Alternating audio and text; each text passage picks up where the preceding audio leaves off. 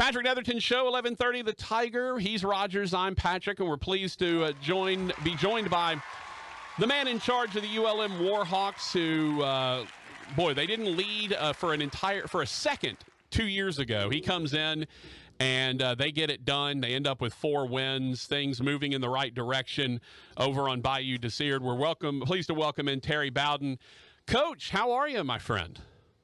I'm doing great, but I have to open up by saying Rogers is like Ghostbusters. He's the gatekeeper. You know what? You must go through Rogers to get anywhere. No, absolutely. He's look. It's the best. Really, it's the best kind of security that you have around here. No one sees him coming, and he kills you with kindness. But before you know it, you are actually dead. So, he keeps us all safe, Coach. We got to have somebody like that. Back to work. Hey, so year 1 to year 2, what's changed? What's different? What feels maybe a little bit different than you had in year 1? Well, I mean, I just think we're further along. I mean, I've got a lot of new staff members, but I've got so much more battlefield experience. Guys that have been in the trenches, been in the battle before, and I really love the maturity and energy of our staff, and that's a difference that I really like. I think our team's further along. We're further along. When we came out of spring, the first spring I was here, we had a lot of portal transfers who had never been through spring. A lot of our starters went through spring, and we're a lot further along there. So I'm really excited about this football team. I mean, you'd be crazy if you said this is going to be an easy start for us because the schedule is so front on difficulties. But we're going to just take it one game at a time.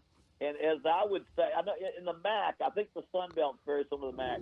You really don't even get excited about conference play championship until about late October, November. I think with early season tough games, you might as well wait till late October because I think that's when divisions are going to be decided. Well, Coach, before we kind of get into your team a little bit, I have to ask you a question that was given to me by our good friend Tim Brando, who called in yesterday, and I was like, "Do you just want to do the interview, Timmy? I'll just let you do the interview if you want." But he wanted to know, what did you learn from your time away from football that made you maybe better or different when you came back to football? Before I let you answer that, Coach, I mentioned that I thought that his time with you or your time with him is the reason you decided to get back into football, because game planning for Alabama is easier than working with Timmy B. Well, Tim really did. I didn't have to waste a lot of energy with Timmy B. He could take me out of a break and back into a break without me opening my mouth. Yeah. So, I had more fun with Timmy B. I promise you, we had great fun. And John Saunders was just a champion, one of Timmy B's old partners to work with. But you know what I did learn, because I didn't ever leave football. I didn't go sell cars. I didn't go sell insurance. I spent a time studying college football nationally and being an analyst of college football. And it became very clear that we may be in the South. We may have a certain way we want to do things. Just like when I went to Auburn, you better run that football. I think in the SEC at that time, they would rather run and lose than pass and win. But what I found out in broadcasting, there are different ways to be successful. And you better be on the front end of a curve, and you better be have some imagination, and you better be not stuck in one particular style too long, because you see different parts. So I think it just opened my eyes again to the different styles of play in different parts of the country, and different ways in which you can be successful. Well, it's interesting because you come back to football, obviously North Al, and make your way up, and then you get to ULM, and you've got a coordinator who literally invented his own offense way back in the day. Decades ago, and it's an offense that really is predicated on running the ball, even though it's fancy and spread and all and tempo and all of that stuff. But it is a running predicated offense, and yet you guys were pretty efficient passing it last year. So I've got to imagine that's the kind of thing you're talking about, in the ability to be proactive as opposed to necessarily reactive. Yeah, I mean, Rich Rodriguez, when I count Rich Rodriguez, he was with my brother at Tulane. He was with my brother at Clemson. He had worked our football camp, our Bowden quarterback camp, for years. We had known him since he just got out of college. And you kind of knew what you were getting. And what he had was a son, smart, knew his offense, but wasn't a great runner talent-wise. And so you were kind of handcuffed a little bit, because that was Rich's style. And when you say a running offense, it starts with a running quarterback, Mm-hmm. you know. So, but right now, the quarterbacks that I think that he was going to develop, we've got quarterbacks that can run and throw right now. And Matt Kubik would much rather mix it up and mix it up well.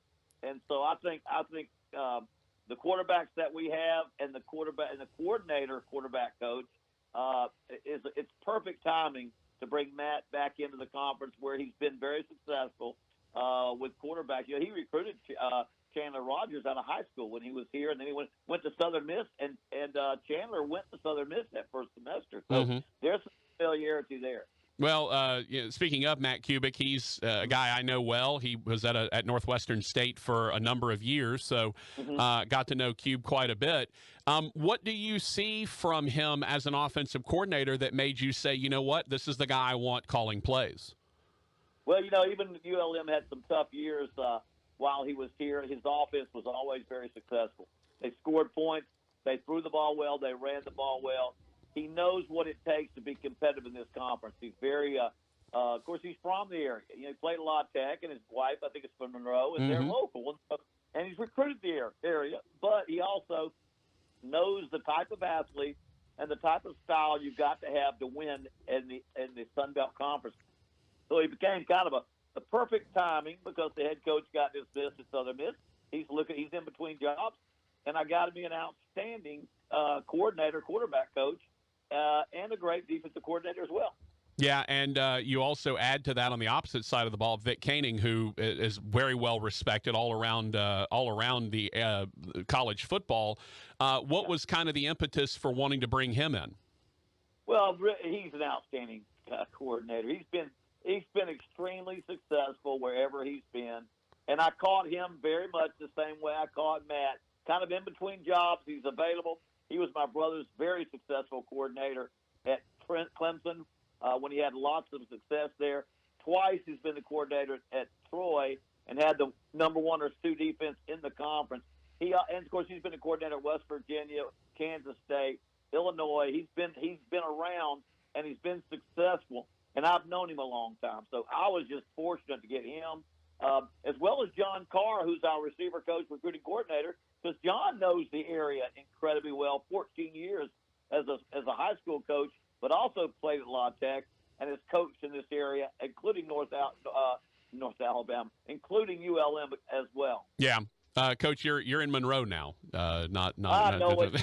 You mentioned North Alabama in that long list of jobs that I took back in. Hey, look, here's the thing, right? You took on a challenge last year that not a lot of people have been willing to take on, and you've made strides. You've progressed, and I don't know that a lot of people were predicting ULM to win 4 games last year, and you guys won 4 and were competitive all the way up and down your conference season.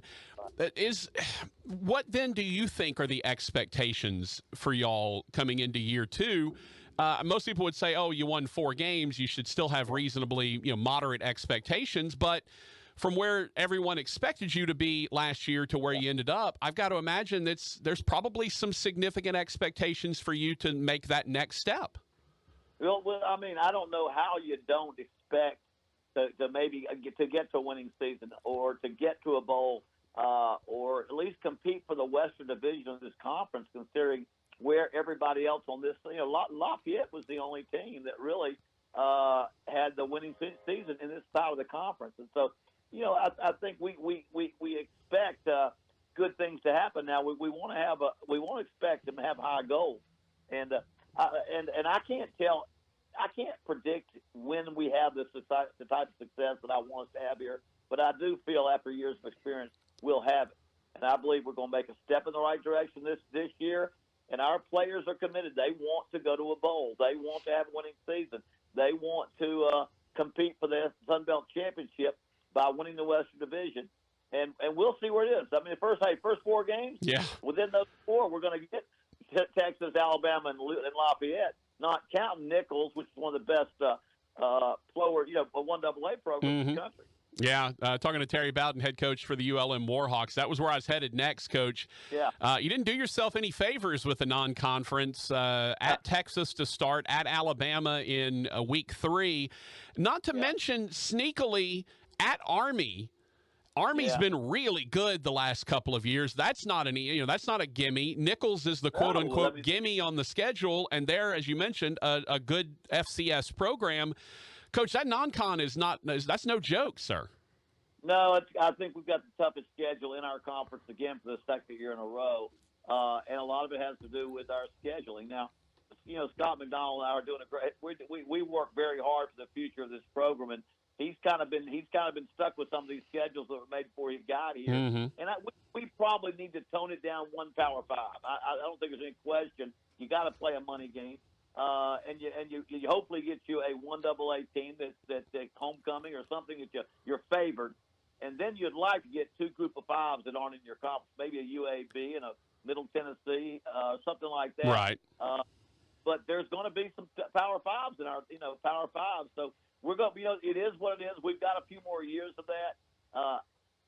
You know what? We just got to manage the morale of our team in situations like that. I had the same thing at Akron.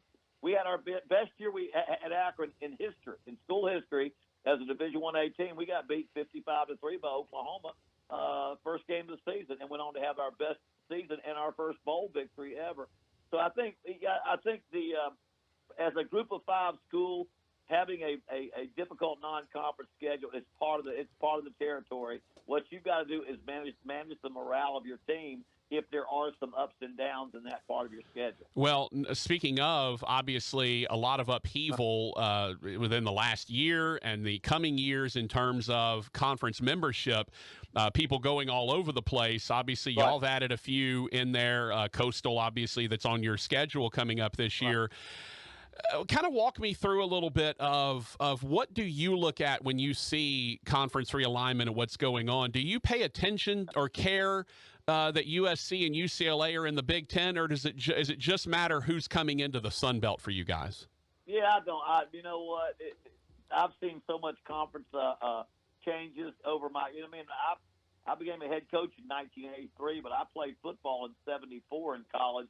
And my dad, when I went to West Virginia was in the Southern Conference Division I, and that was Division I conference was Davidson, East Carolina, Citadel. That was where we were at that time. So when I've been coaching a long time, so I've seen lots of changes, including conference affiliations. I mean, back when the Big 8 turned into the Big 12, you said, "Holy cow, that's different." Or the Big 10, it's not really 10 teams. Or the SEC got to be Southwest a little bit. It's just all part of the changes that happen. But again, I don't think anything's hurt the game. It does. The Sun Belt added 4 outstanding teams to this conference. We've got 2 divisions that allow not only our football programs to play a good schedule in our area, but also I think if you look at the Olympic sports and the other things that our teams and our universities have to handle, we've got great competition within our conference. And I would say if we're not the top, group of 5, or well, they're not calling it group of 5 anymore. They're calling it, what are they calling this new group of conferences? The new name they use, I forget. I just go with group of 5. That's what I've been that's sticking all I with. Know. Yeah. I think I heard our commissioner use another name. The autonomous. The autonomous 5 and the yeah. Autonomous, anonymous. I don't know. I don't know how it is. I don't like that anyway. Doesn't matter to me. We know who we are, and we're in the Sun Belt. And we had a Southern Miss to our side. That's a great game for us. Yeah. I'll tell everybody we're nuts not to play La Tech every year. They're nuts not to play us. It's just too important to fans.